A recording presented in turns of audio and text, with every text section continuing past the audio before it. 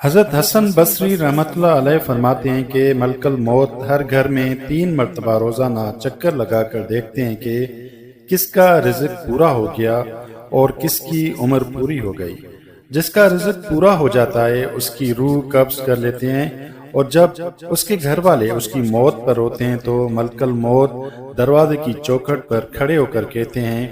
میرا کوئی گناہ نہیں، مجھے تو اس کا حکم دیا گیا تھا، واللہ میں نے نہ تو ان کا رزق کھایا اور نہ ان کی عمر گھٹائی اور نہ ہی اس کی مدت عمر سے کچھ حصہ کم کیا۔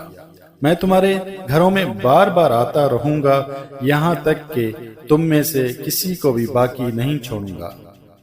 حضرت حسن رحمۃ اللہ علیہ فرماتے ہیں کہ اگر میت کے گھر والے ملک الموت کو کھڑا ہونا دیکھ لیں اور ان کا کلام سن لیں تو اپنی محبت سے غافل ہو جائیں اور اپنے اوپر روئیں۔